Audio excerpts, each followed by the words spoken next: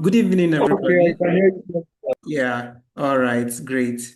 Good evening, everybody, and it's good to have every one of you here. My name is Daniel Olushola, and I am representing the Association of the Classical Christian Educators team. Today, we will be having our June webinar, and our webinar today will be focused on a very interesting topic, which I will share briefly. I would like to talk briefly about the mission of the ACCE Africa. The ACC Africa, no, the ACC Africa is dedicated to reforming education in Africa through truth, goodness, and beauty, equipping families and educators to cultivate wisdom and virtue in the next generation.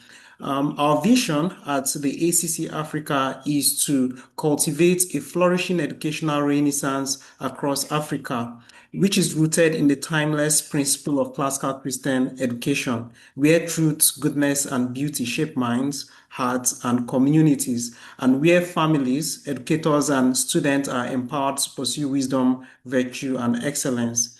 Today we have a very interesting speaker.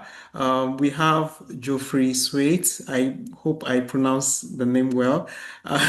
Joffre Swait, also known as Joffrey the Giant, lives in Idaho with his family and of course, his wife and five children, where he works as a teacher, a translator, and poet. He is the author of two poetry collections and the upcoming textbook, Word Hoard, The Rhetoric of Poetry.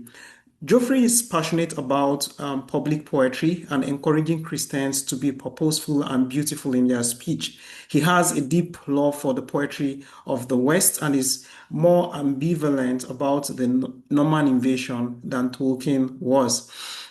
Today, Geoffrey will be speaking on debate, disputation, and dialogue, introduction to the arts of intellectual engagement. As we start our meeting, I would like to inform us that in about 40 minutes, the meeting would come to a close. Not because it is our choice, but please use the same link to join the meeting back so that we can continue from where we stop. If you have any question, please share in the chat box. I will document all the questions, and when it's time to ask Geoffrey question, we would be free to do so.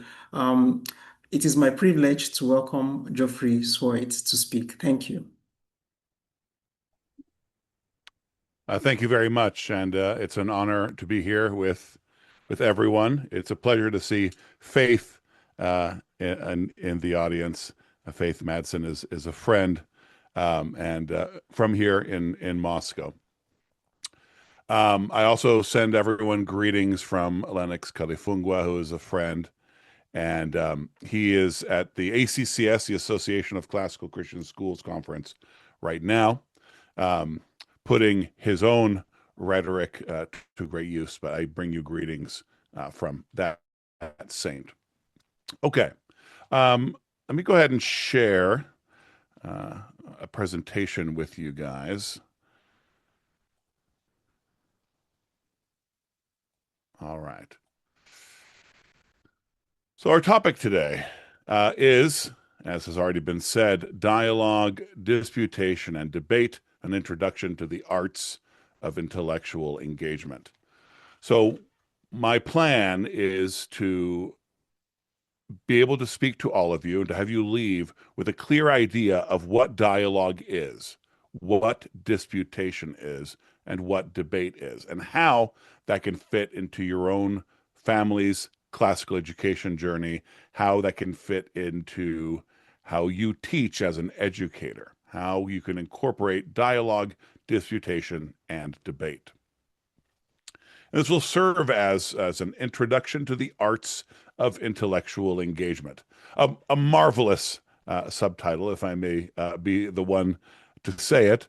But really, that's just another way of saying that it's an introduction to the arts of engagement, which is to say that it's an introduction to the art of rhetoric.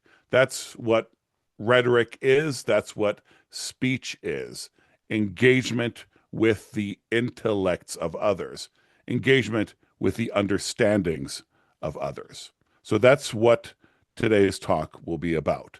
Dialogue, disputation, and debate in such a way that we are seeing it as the art of engagement, the art of conversation, the art of rhetoric.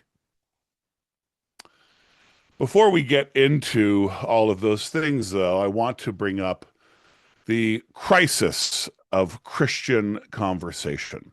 Now, all of us are living in societies where I think we can see that conversation itself is in crisis, whether because of the hubbub of modernity and the way our societies are set up to isolate us from each other and make us concerned primarily with our day-to-day individual and molecular needs, where we don't think about our community, whether it's all the screens that are in front of us all the time. We have largely lost our ability to think in public. And that's an important idea for today. That a lot of what I'll be talking about, a lot of rhetoric, one of the ways of looking at it is as the ability to think together, the ability to think in public. Our societies have lost that, right? We mistake volume for winning an argument. We mistake feeling for reason. We think that our emotions and our responses are all the justification that we need. We don't actually ever have conversation, much less rational conversation. We don't actually think, and we don't think together. And unfortunately, this is the case among Christians as well, which means that we're not just talking about a cultural problem, we're talking about a failure in discipleship. Conversation is discipleship. Education is discipleship. In education, you have masters teaching students, teaching disciples. And that is in crisis in the church. In the beginning was the Word, and the Word was with God, and the Word was God. He was in the beginning with God.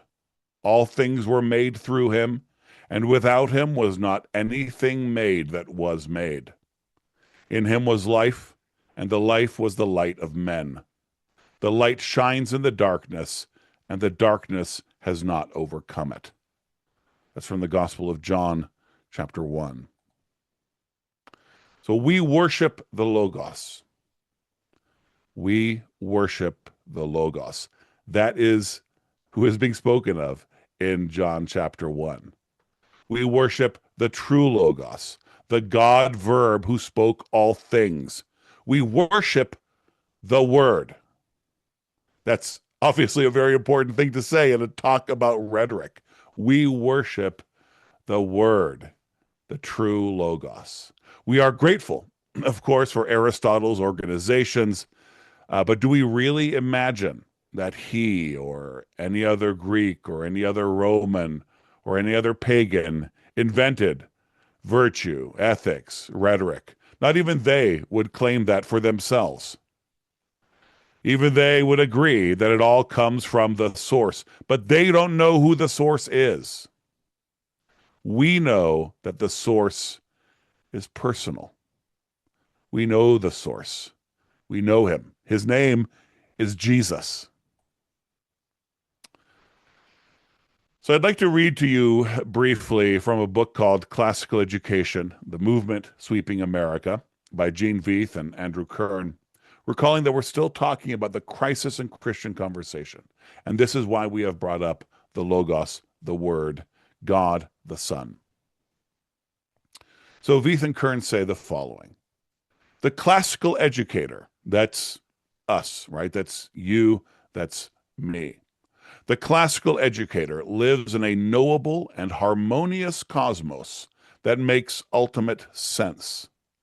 A system can make sense only if it possesses a unifying principle, or logos. Without such a logos, true knowledge is impossible. Christians recognize that Christ is that logos. He makes reason possible, harmonizes everything, and creates the conditions for ordered, knowable truth. He is the unifying principle of thought, the key in which the music of the spheres is played, the archetype of every virtue. The commitment to a logos that makes ultimate sense of the cosmos and makes knowledge possible is expressed in the word logocentrism. According to a logocentric view of the universe, organized knowledge can be discovered, arranged, and even taught. This is the first principle of the Christian classical curriculum. So when we speak of Christian education, of Christian classical education, all of that is built on Jesus. It is only because of Jesus that we can know anything, that we can discover anything, arrange anything, even communicate with each other to teach. All of that is only possible through Christ. So classical education is about restoring the logos, logic, language, and the word himself to the center of formation. Note how that word logos is the word we get logic from, and yet it is translated in Scripture as the word or even the verb. So logic, language, Jesus Christ himself. That's what classical education is about restoring those things to the center of human formation, of the formation of the soul. The world itself came into being as it was spoken. The cosmos of things depends upon the very word of God. So here we are, you and I, special speaking animals made in the image of God, tongues of fire, called to create. Our tongues are on fire because of the Holy Spirit. At the same time, James tells us that the tongue is a fire, is set on fire by hell, and can set the course of all nature on fire. So there's no escaping it. You have a tongue, you have a pen. You will speak, and there will be fire and flame and power and impact to that speech. The question you must ask yourself is, do I want to do good or evil? Do I want to glorify God with my words? As an educator, you must ask, do I want to teach how to do good? Do I know how to do good with my tongue? Do I know how to teach that? Imagine that the universe is an arrangement. Imagine that the cosmos is an arrangement, that the very word cosmos means the arrangement of things. And that's easy to imagine because that is what cosmos means, the arrangement of things. Now let's imagine further. Imagine imagination or invention. Then imagine a world arranged. Then imagine a world given with style, with storytelling and memory and delivery and pathos and ethos and logos. The world itself is rhetorical. Imagine a world more poetic than this one. There can be no such thing. This is the most poetic of all possible worlds because it is God's world.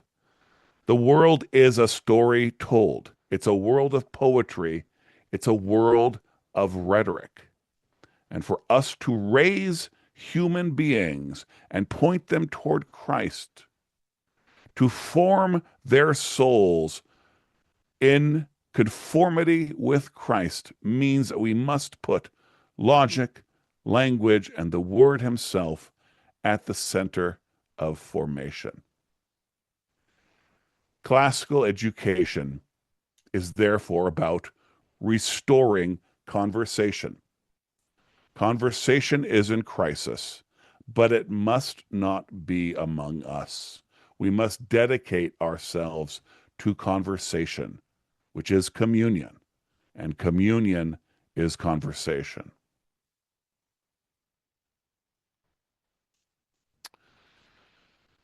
So I've been using the word logos a lot.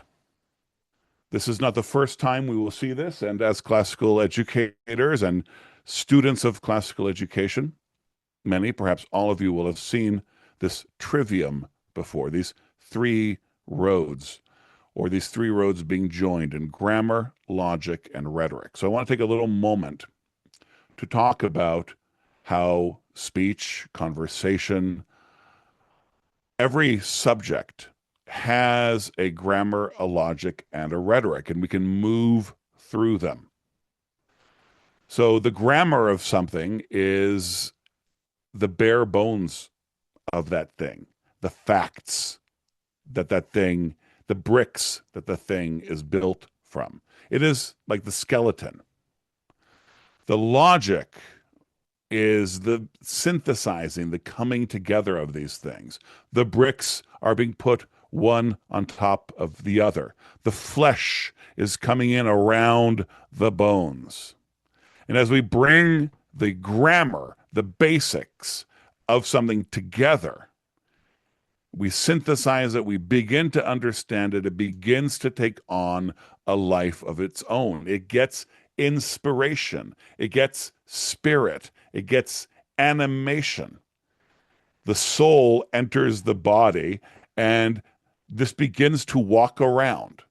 So any subject can walk around the world as we animate it.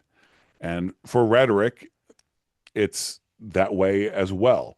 And of course, rhetoric itself is that. So the rhetoric of rhetoric is when you get to the point of being able to speak to everyone about what speech is. Every subject can be approached through grammar into logic and then into rhetoric. So we arrive now at this question. What is rhetoric and why does it matter? One important thing to say is that rhetoric is not cynical manipulation.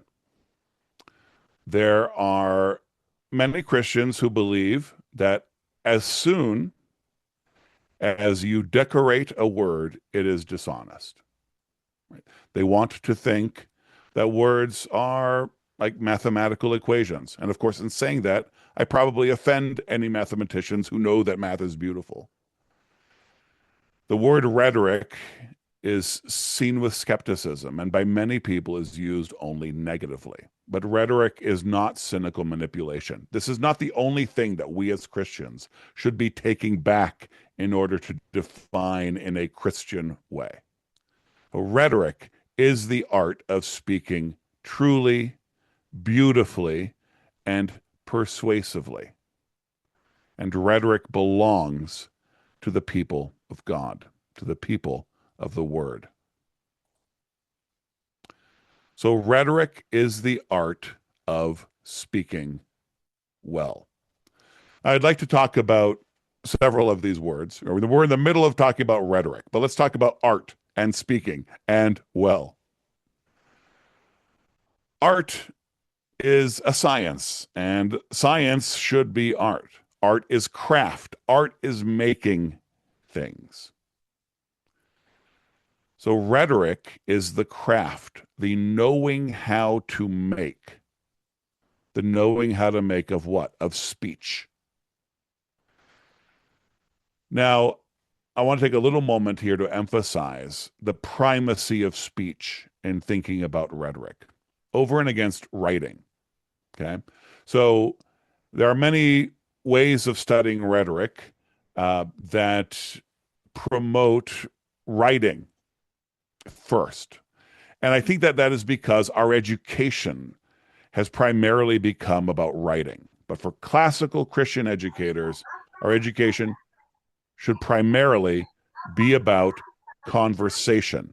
It must be about speech. Writing is very important, and it is indeed a part of rhetoric to study how to write well. But ultimately, what we are building toward is that immediacy of intellectual communion, of thinking together, that speech is. So rhetoric is the craft, the art of speaking, of using words well. So speaking, yes, writing, the use of words, all use of words is rhetoric. The most fundamental and the highest use of words is speech. Finally, well is good and good is well.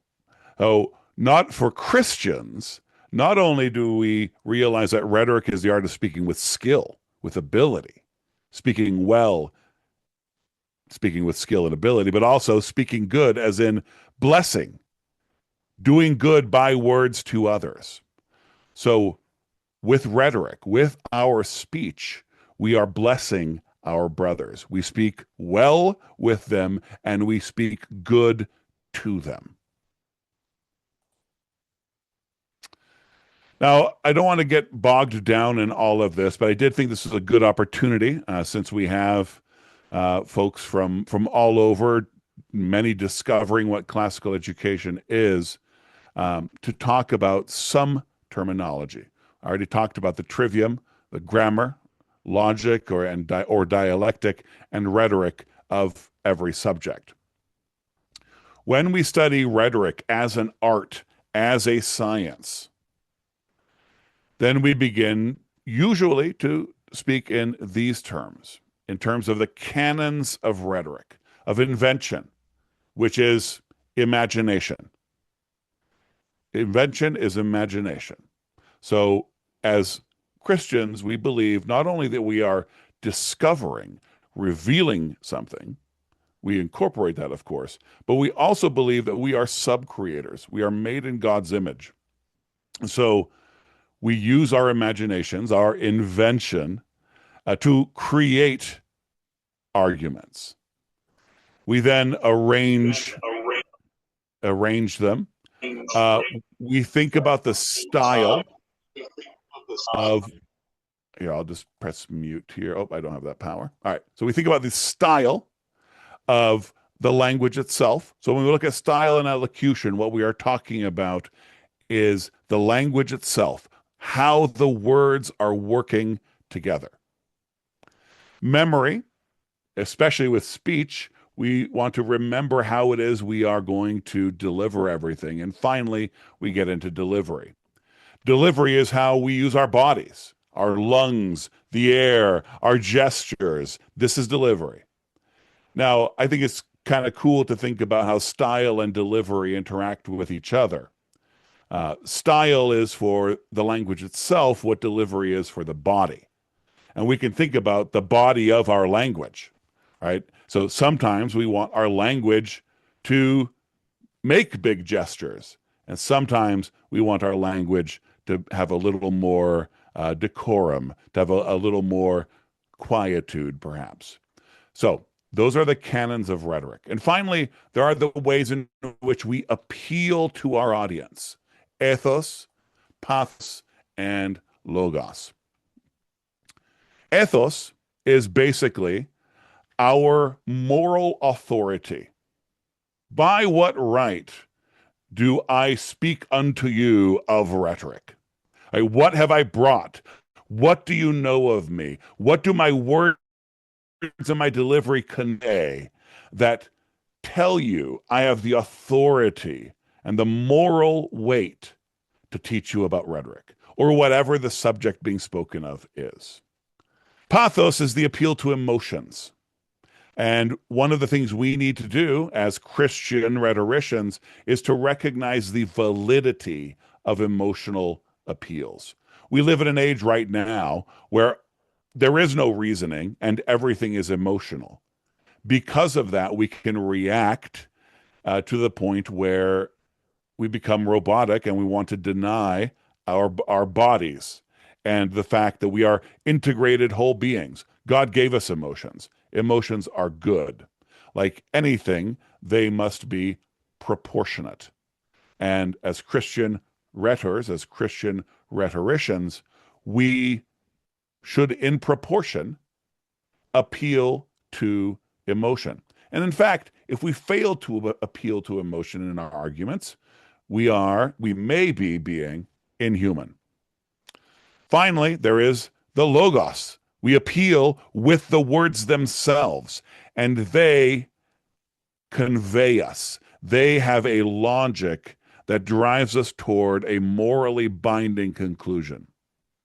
When we make an argument, we should make arguments that have moral obligation to them. If you prove something, proving something is placing a moral obligation on someone to believe as you have proven. If something is proven to you, you have the moral obligation to obey it. So all of these things, I spoke of moral weight when we were speaking of ethos, all of these things are always delivered together because we are whole human beings. Will one argument rely more on ethos? Yes. Will another argument rely more on logos or pathos? Absolutely. But because we are human beings, there is never a time in which all three are not present in all of our arguments. So these are the bare bones. This is some of the grammar of what rhetoric is. So at last we arrive at the three arts of engagement, at dialogue, at disputation, and at debate. Well, what is dialogue? By the way, this little picture here is of Sir Philip Sidney, one of my favorite warrior poets, died on the battlefield defending the Protestant faith. So what is dialogue? One of the things that can help us understand what dialogue is that we can compare it with dialectic. Dialectic is agonistic, oppositional. Okay, dialectic is reasoning something out in the face of opposition. So the two in dialectic, right? When you have a like dialogue or dialectic, that means there are two. Dialogue is two words, right? There is speech both ways. A dialectic, the two in dialectic, one is the argument and the other is its opposition. Okay? So dialogue is not dialectic. It is not agonistic. It is not oppositional. And by the way, the oppositional nature of this is why dialectic is so popular with Marxists and communists, right? You know, the gospel itself can be framed as a dialectic. I have no trouble with communists using dialectic, but we need to understand that when Marxists use the phrase dialectic, they are talking about opposition, warfare, conquest, their way or the highway. So dialogue is not dialectic. Dialogue is honest inquiry together. Now, I want to emphasize that dialogue can be dialectic and dialectic can be dialogical. Okay? So you can have dialectic that is honest and kind together as you are together handling an argument. And you can have dialogue, just conversation, that is oppositional. Together you are debating something, working against each other, but your common goal is to reach a truth. So dialogue is honest inquiry together. Now, as Christians, and I have put two saints who loved each other and spoke to each other often and wrote long letters to each other often, Erasmus and Peter Schill. It could have been anyone, or Peter Gillis, rather. Could have been all sorts of saints. Could have been you and me, maybe. But we pursue the truth, and this pursuit, the speaking to each other, compels a response, and it compels transformation. I respond, though I shall be changed. As Christians, we ought to embrace the transformative nature of language. When people speak to each other, they change each other's lives. And soon we'll talk about how this applies in the classroom. But if someone looks at you and for the first time says, I love you, you can do nothing but be changed. You will be changed by that. Even if you choose to ignore this person saying, I love you, that response, the response of ignoring them, has already changed you, done something to you. When that person said, I love you to you, they changed your life, whether you wanted them to or not. And to a certain degree, all speech is that way. So, as Christians in the classroom, we embrace this. There are masters, there are teachers in the classroom, and there are students, disciples in the classroom. And they honestly inquire together after the truth. They honestly inquire together after truth, beauty, and goodness. And in doing this, they mutually transform each other. And those of us who are teachers know this, right? How much we learn from our students. The conversations that we have with our students transform us, even as we are transforming them. So dialogue, honest inquiry together, it is collaborative. For Christians, it can be done in love. Then we have disputation, which yet is more oppositional, right? Disputation is a dispute. Disputation is a medieval Christian rhetorical art form. So disputation was formulated more clearly and rose to its heights in the time of European Christendom. So you can have disputation as a collaborative classroom effort, or you can do disputations adversarially, okay, where it begins to be like debate. You can have disputations that are one person writing a long disputation, going through all these steps, or you can have a classroom where people are fulfilling different roles in this. So as is being said in chat, this meeting will end in about 5 minutes and we'll rejoin after that. So with disputation, we name the topic of inquiry. We name the question to be inquired into. We enumerate all the questions that must be considered. We state all the objections and we make them strong. We steelman them. And then we respond to the objections by using an authority, the sed contra. We quote the scriptures or a church father. We say, I answer that. And then we after citing the source or quoting this authoritative source, we then make our own arguments. And finally, we have a determination in which the teacher synthesizes, resolves, refutes. So the master brings everything together and he makes a final judgment, a final refutation. So you can see how this can be done in a classroom. You can choose a topic together. The topic may be, let's see if I can mute this.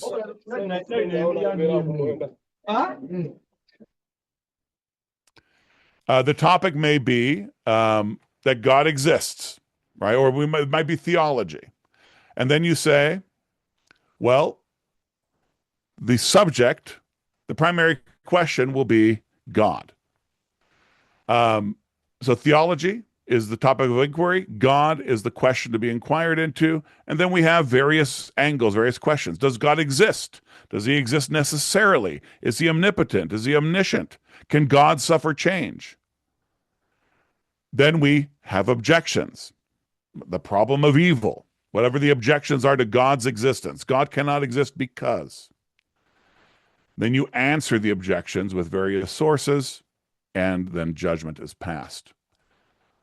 One very cool thing to think about is that the book of Job is a disputation, right? Then the devil proposes the generic, and the question ends up being, can Job be faithful? Arguments are made, right? The wife and the friends state their objections to how Job is behaving. Then Job calls upon the Lord to vindicate him. That's his sed contra. This is appeal to an authority. And finally, at the end of the book of Job, the Lord himself shows up and resolves everything. So the book of Job itself is a sort of disputation.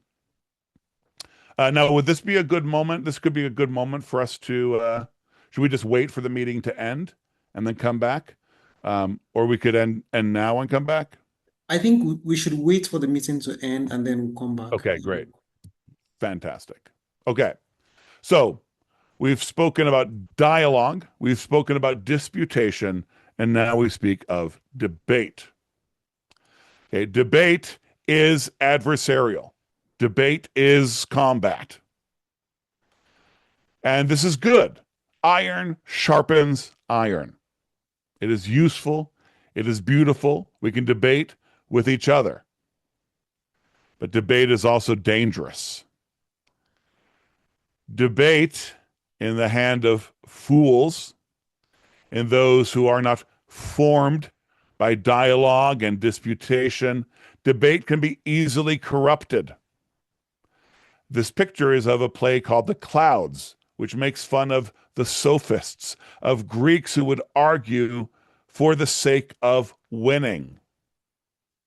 It is easy when one focuses on debate, and the whole reason to study rhetoric is for debate. It is easy, especially when one lacks humility, to turn debate and then rhetoric itself into the art of winning rather than the art of truth seeking.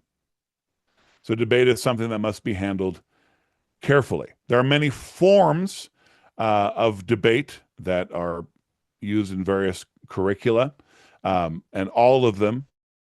So there are many forms of formal debate that exist, and many of them are excellent.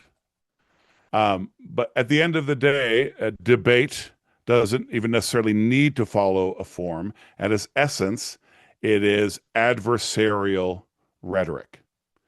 It is beautiful in the right hands. It is useful in the right hands. And we must remember that iron kills. So in the classroom, all of our debate ends up being collegial. Out, out in the world, debate is for keeps, right? This is why our students play sports when that's possible as well, right? They compete in an environment that trains them up toward excellence. But one day, the competition is real. Sometimes even the combat itself is real. And this is true of rhetoric as well. It may be that souls are at stake. So much is at stake when we teach rhetoric in the classroom. By the way, I highly recommend, it's a short piece. I highly recommend reading The Clouds by Aristophanes. You can find it online for free in PDF form. It's a play, it's a comedy um, about a father and a son who get caught up in too much philosophy. Okay, so dialogue, disputation, and debate. I've given a quick overview of what each of these is. Now, it is important for us to think of them in that order. So I've put these rings here. We begin in the middle. We begin with dialogue, move out into disputation, and then further out into debate. So dialogue, disputation, debate. This is a good order for these things to be taught in. Dialogue is that mutual search for truth, inquiry after truth together, in which a master, a teacher who loves his students and is trusted by his students, guides them, conducts them in this inquiry after truth, in which we all, as saints, mutually transform each other in sanctification. What is education if not sanctification? Dialogue is safest, it's closest, it's us in conversation. But then we begin to, just as with our children, when we raise them to be strong, and we begin to train them.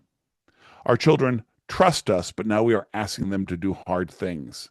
Sometimes we let them fail, right? And we want them to be stronger. So there are disputations, and we begin to practice adversarial rhetoric. And we begin, disputation is especially excellent in exercising synthesis, in exercising the logic and dialectic of things, right? So we are bringing things together and we are seeing how all the pieces interact with each other. Then finally, we get out into the real world or close to it. One of the ways of looking at this is through the trivium itself. You will recall that I said that every subject has its grammar, its logic, and its rhetoric. We can look at dialogue as the building blocks of public speech. Remember, we spoke about how we have forgotten how to think in public. All right, so dialogue is how this is built. And then as we begin to put the bricks together, we have disputation, and finally, debate is for keeps. It's for real. It's out there in the world, which is what the rhetoric of any subject is. The rhetoric of poetry, the rhetoric of engineering. It is when the subject is out in the world. So all three of these can be looked at. This can be seen as a grammar, logic, and rhetoric of public speech. Remember that we're talking about the three arts of engagement here, right? So engagement is speaking to the intellect, to the understanding of people. So we want to be reminded here that classical education is about restoring conversation. One of the things that happens a lot in classical education is an emphasis on Socratic dialogue, right? Where teachers ask students leading questions so that the students discover truth for themselves through their own use of logic. The teacher does not tell the student the truth. The teacher asks questions to help the student walk this path toward truth himself. This is a very beautiful thing, but it is limited. As Christians, we grow dialogue into conversation, into back and forth. Okay, so those were the three: dialogue, disputation, debate. And now we want to talk about how we actually do this. How can we practically do these things that I'm talking about, especially in an environment where, to be a classical teacher, you have to be classically educated. Well, how many of us have been classically educated? How many of us were raised in that, right? So we begin to educate ourselves. And one of the things I want to emphasize to you guys today is the Lord is merciful. These things are not too far from us. They are not in the sea, and they are not up in heaven, that we have to ask who will go get it for us. We serve the Logos. We know Jesus. We serve the Logos himself. We can do this. We can do this because we know Jesus, and Jesus is kind. How do we actually do this? How do we teach classically? How do we teach all this rhetoric? We Deuteronomy 6 it. We walk in the way. We tell the stories of the people of God. When our children ask us, why do we do these things? We tell them, because the Lord, who is strong and mighty, brought us out of Egypt, because the Lord saves. We walk alongside our children. We love the law. We obey the law. This is how we do it. We Deuteronomy 6 this. So we aim at the goal. We walk the path. Remember, that's what Deuteronomy 6 is. We walk a road. We walk God's road. So we aim at the goal. The goal is the formation of human souls, which means the goal is Christ. So to teach rhetoric the first thing we do is we aim at Christ. We hold the student's hands and we walk toward Christ. And we don't obsess over technique, right? The Romans even taught hand gestures. Hold your hand this way. Hold your robe that way. Those things are valuable, truly valuable. But they are not the soul of speech. They are not the soul of rhetoric. Instead, we think about human formation, the formation of souls, discipleship. This is another way of saying we walk toward Jesus. And we can think of Quintilian's line that rhetoric is speech by a good man skilled at talking. That's what that Latin is. A good man skilled at speech. The most important thing there is to be a good man. And then we have to be faithful witnesses. We have to have a faithful witness. That's how we have the ethos to speech. And we have to be the faithful witness. This is how we actually do this. So I don't want you guys to come away from this speech thinking, oh, there are many technical things I must learn. Okay? What I hope today's talk will do is to help you understand, oh, here are some categories that I can use as I teach the use of language as we follow Christ. I love teaching the canons of rhetoric, and I think they're important. They are not essential. Understanding that speech is essential for every Christian who is following Christ and teaching that and modeling that, that is how rhetoric is done. So we don't want to be obsessing over technique. We want to be obsessed with formation, with discipleship, which is what we would have been doing anyway. But now, hopefully, with a richer understanding of rhetoric, we have a richer understanding of how to disciple those under our authority. Now, there are some practical things I can recommend that you do. You can begin at your dinner table or in your classroom to ask Socratic questions, the questions of Socratic dialogue, on any subject at any age. When a child asks you, why is such and such, right? And children will ask silly questions, and children will ask the most profound, life-shattering questions there are. When children ask you questions, look for every opportunity to ask questions back. What do you know about this? What do you observe? What do you think? So incorporate Socratic questions into your life. Teach children to make claims, to state theses. Teach children to say, again, even in your families, right? Not just in the classroom at school or homeschooling.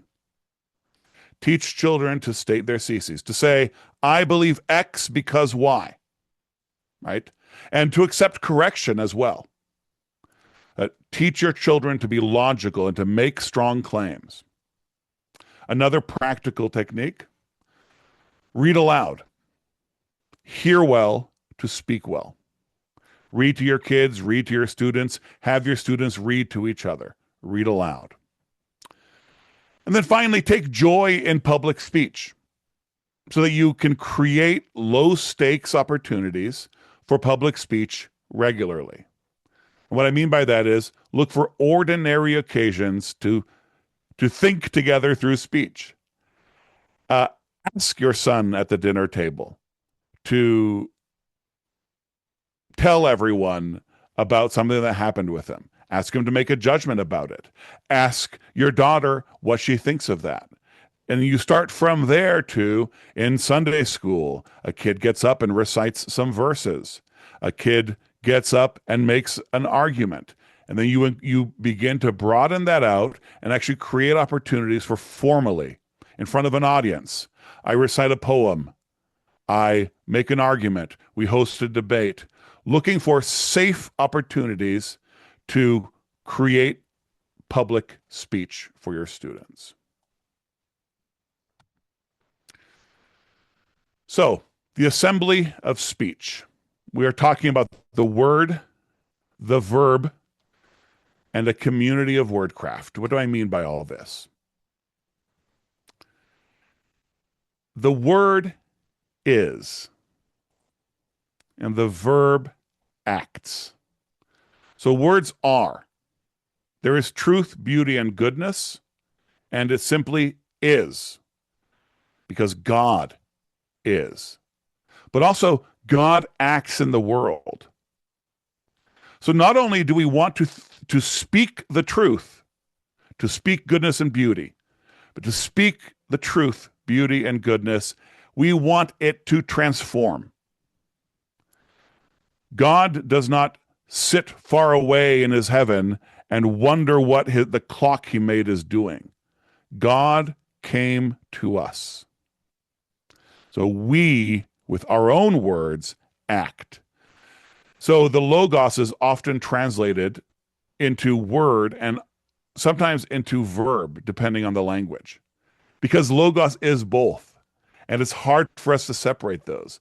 God is, and God is unchanging. And yet, this unchanging God loves us and transforms us. We speak that way. We must learn to speak that way with undying truth that acts. God is love. So our words must be love, which means our words must be strong and transformative, and they must move toward Christ. Now, I chose this assembly of speech as a sort of pun. There is a double meaning here. Rhetoric is assembling speech, right? We've talked about assembling in several different ways through this talk. So speech is put together. But also, we are the ecclesia. We are the assembly. We are the gathering. We are the gathering of Christ, which means we are the gathering of the word. How do we become a community? How do we become that assembly? By speaking to each other. We must think about how we speak. We cannot treat it as an accident or something unimportant. How we speak to each other is how we build up our relationship of love with each other. It is how we build up the church itself. We are an assembly of speech. So, 2 questions I want you to consider, 2 challenges. Ask yourself, what kind of speakers should we send into the world? I want you to ask yourself,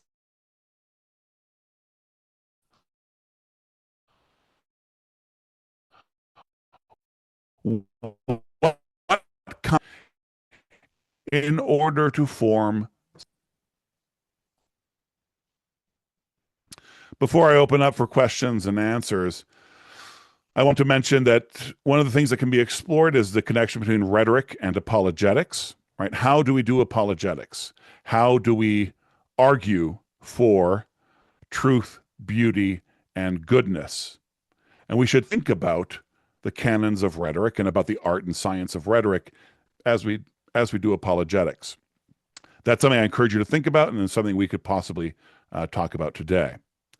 Then also the oral tradition I wanted to bring up, because I want to tell this audience that I believe you may be uniquely situated to contribute something that has been missing from Christendom for a while,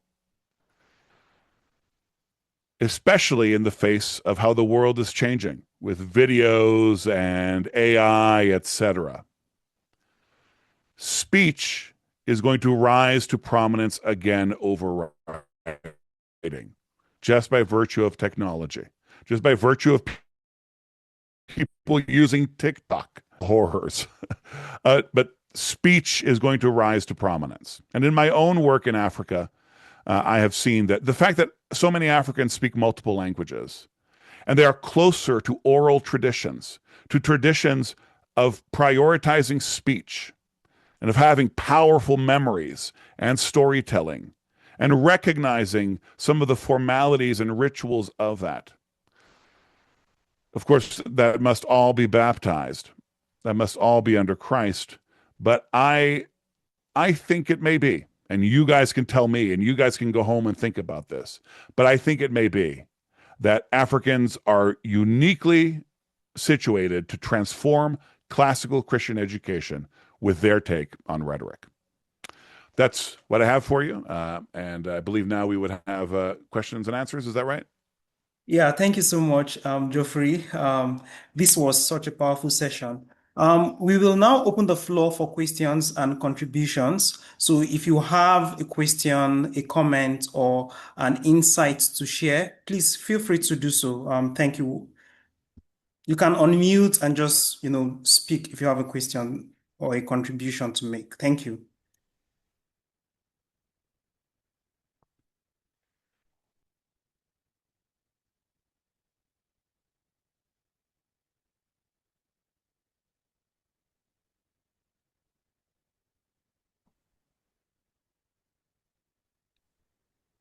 Okay, I so, okay, great. Okay. I have a question. Okay, first of all, I actually want to thank you for this wonderful class. I'm seated here thinking you can never, know all that you need to know about classical education in one sitting. So I've been reading a book called The Trivium. Bro, right now I don't know, I can't remember the name of the author, but she said something. She said that the best way to learn or to teach the trivium is through reading and composition. But why Jeffrey was speaking, I think he said something, if I understand correctly. He said that the goal of the language art, I mean, the trivium is not to teach students to make good, is to teach students to make good speeches. Now, but the author I read, she said, the best way to learn, or to teach trivium is through reading and composition. I want to know, are you making different argument from what she said in her book, or I mean, how do you reconcile what she said from the statement you made previously? Yeah, I don't try to reconcile them. I think we do actually disagree. And so then I would encourage you to kind of compare our arguments, think about it. What is the name of the author? Do you remember? Okay, it's here in my laptop. Let me check. Let me get in. It's okay because so um, I I think that that is a common attitude, but it comes from our modern ideas of education, where we haven't moved far enough away from our modern ideas of education. The truth is, classical education, as practiced in the year 500, or in the year zero, or in the year 500 BC, would have been 99% oral. And so I believe that that is the main way we ought to educate. Now, I would agree with her that reading is essential, not just hearing, right? That reading is fundamental. And I am myself a writer. I am a writer. I value writing. I make my students write. But more than that, I make my students rather, speak. So in the classroom, in fact, I actually encourage this in how I set up my classroom. All of my classes, whether it's a history class, a literature class, a language class, participation is the biggest grade, not essays, poems written, papers written. Um, it's how students interact when the class is together, and our classes. With some of my classes, we only meet for recitations, for conversation, right? So they do all their reading and their writing apart. We come together in order to have conversation. So those things are important. Writing is very important, but speech is above writing. Okay, thank you so much. Yes, sir. The other time, I think when I was discussing with my friend, I told them that I teach in the church and I teach teenagers, and sometimes when they want to present their argument, they either use filler words like try to fill up some things and tell you you understand, and you realize they can't. If they want to ask a question or they want to make a statement, they don't have enough vocabulary, or they don't actually know how to um, compose their sentence in a way that the other person will understand. So I think, just like you said, I'm not trying to just agree immediately, but I think the to a to teach students to emphasize the speaking aspect is very important. Just like you said, that words has a way to change someone's mood. If I tell someone that I love that person, the person mood immediately will change whether the person wants it or not. So I think I remember the name of the author. Her name is Sister Miriam Joseph. Yeah, Okay. that's the way they put it here. Right. Yeah, and it is a common thing that is said, but again, I think that loses sight of something. And you've raised something really important, where you realize that the students can't make themselves understood. So that's where style and delivery come in, right? Style and delivery are concerned with the mechanics of being understood. Now, that is important in any use of language, so that's important in writing. But there is no more confrontational way of seeing, oh, I failed to make myself understood than when you're speaking to someone. When you say your thing and the other person says, "What?" Then you realize you have failed. And writing a composition will never give you that moment. Thank you so much. Thank you so Yes, much. sir. Thank you, Joffrey. There's a question here. It says, in my country, Kenya, and possibly in other countries as well, language evolves fast. What we have in books as good English or Kiswahili Sanifu, for instance, is seldom used in daily common life, in homes, streets, churches, and everywhere else.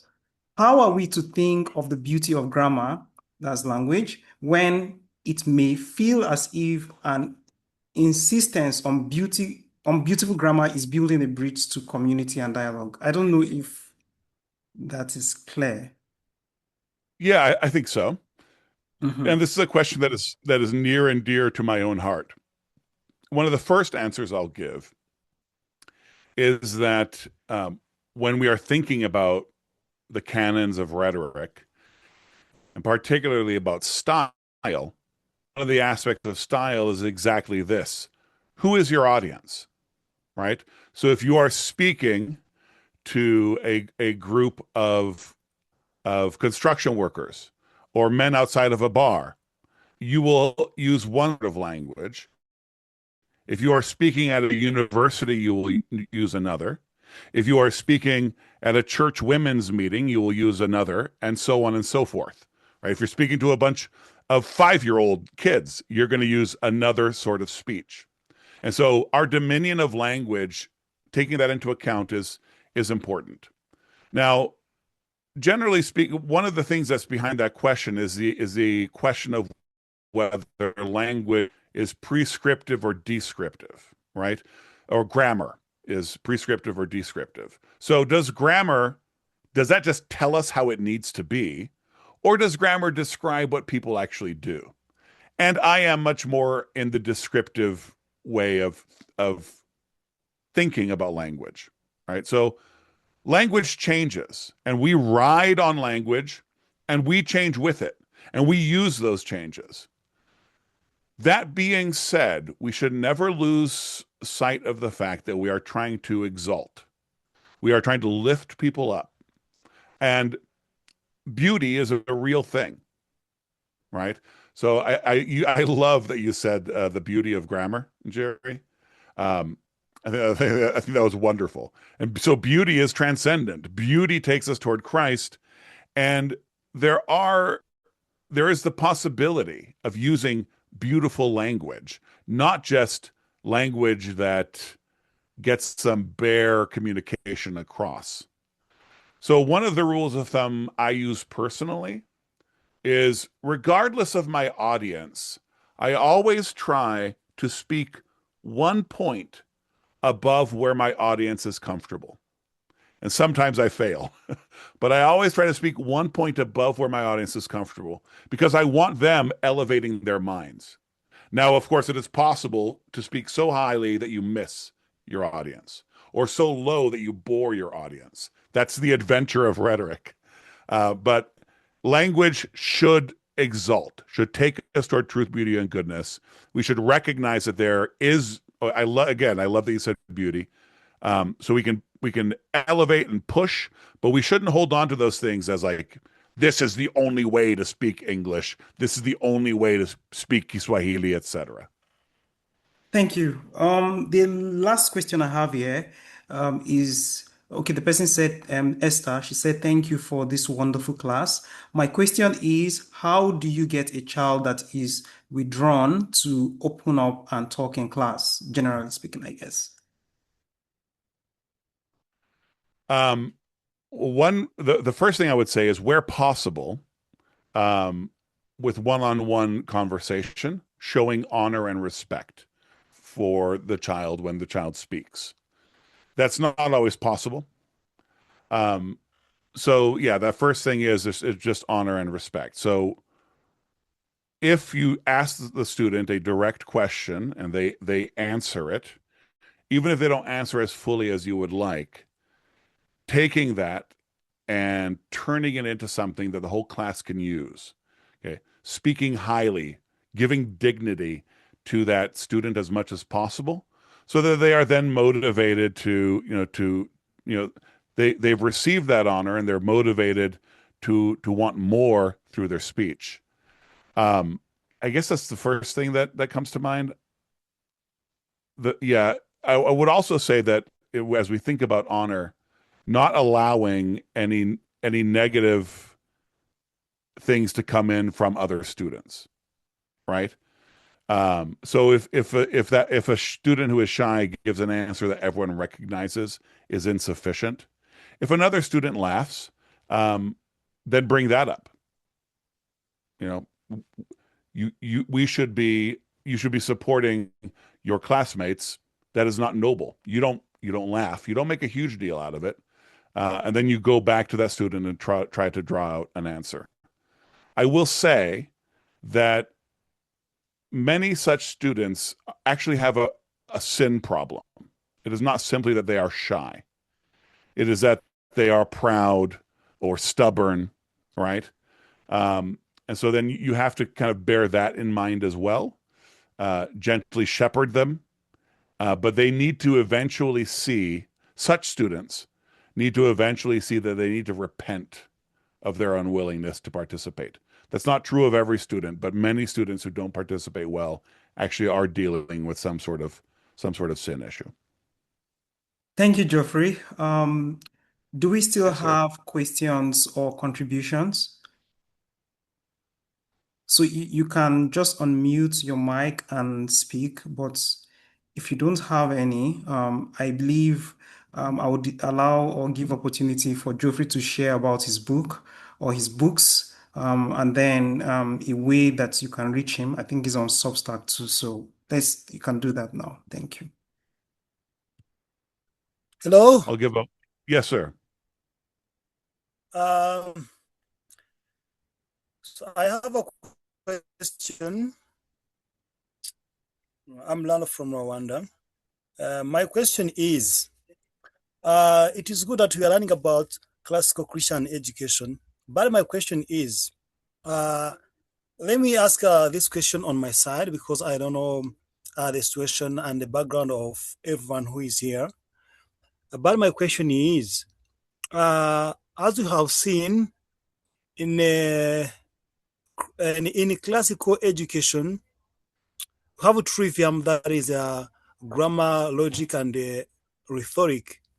So now we are in charge of just helping our kids to learn this. And on our side, we are not grounded in this. As you mentioned previously, foundation of our education is lousy for Hmm. some of us. So what can we do just to fit in this or to just to maintain this so that we can help our younger generation who are growing to be able to fit in this. So on my side, I think I'm just helping someone to get somewhere, and me on my side, I'm not there, and I don't know. Right. Yeah. Yes. Right. This is a real problem, and I definitely don't want to minimize it. And just to give a little more context to my own work, not only am I a classical educator here in the United States, and even within classical education, we are now getting to the point where many of our teachers were classically educated themselves, but that's been a work of generations. Uh, but I do work in Latin America, so in Brazil, in Colombia, other parts of Latin America. And there, the classical education movement is just now beginning as well, right? So you have this entire generation of people who are starting schools and homeschooling and doing all these things, and none of them received a classical education. So what do we do, right? Um, so the biggest recommendation I would make is prioritizing reading old books over studying pedagogy and how to teach. So if you have to choose, and this is a false dilemma, but I'm going to put out a false dilemma to help it be easier for us to think about this. If you have to choose between a book about running a classical school or reading some of the Greek poets or reading maybe reading someone like Luther, right? Um, you should choose to read someone like Luther or read the Greeks, um, so that you can enter these older mindsets more and more. So C.S. Lewis has a wonderful essay. I'll put the title of it in chat. Um, I'll put the title in English and in Latin. It was actually a speech he gave. So C.S. Lewis De Descriptione Temporum, or on the description of time. I recommend this to anyone. It's about 6 pages. And in it, he talks about old Western culture and reading old books and what that does to you and how that changes your mind. When you can not only travel across space, but time and understand people from different times, that changes you. So then you are having conversations with your students. And although you don't know everything, far from it, you have some experience, and maybe you are reading something completely new with your students. It is new to you, but you've read other old things, and you've actually read a lot of old things. And by the way, I include the Bible in this. That will help you have these conversations and to discover these things together. So I made a big deal of dialogue in my presentation. So you don't need to actually know what is being studied when you have dialogue with your students. You want to have the ethos of being a man of God. And the better equipped you are to think, and the more experience you have with all sorts of knowledge from all sorts of times, the better. So the biggest solution to the question you're posing, I would say, is reading older books. And don't worry about reading all the big, heavy old ones. Look for lighter things. Like I made a recommendation to read The Clouds. It's a short little play and it's a comedy. Those kinds of readings, where you're reading shorter things, incorporate those into your life. I would encourage that. Thank you very I much. hope I've been helpful. Yes, sir. Yeah, so we just have about 2 minutes to the end of this particular meeting. So I would like you to talk briefly about your books and the work that you do and how they can contact you. Yeah. So my name's Joffre Swait, and I'm on Substack. So you're very welcome to follow me if you just look up my name. I have actually, I'll just grab them very quickly. So new textbook called The Rhetoric of Poetry from Roman Roads. So there's the rhetoric of poetry, and with a teacher guide, but also, and this one I'm very excited about, an anthology of poems. So Word Hoard, an anthology of poems every Christian should know. So these are available on Amazon. And these are all poems that I think it's important for Christians to read, to recite, etc. And then I have, a few other books here or there of my own poetry, but that curriculum, which is a rhetoric curriculum, is designed for students who are 17, 18, 19 years old. So, All right, thank you very much, Geoffrey. We have now come to the end of this webinar. We want to use this opportunity to thank everyone who took out time to attend, and we want to especially thank Geoffrey for giving us very important and valuable things that we should pay attention to.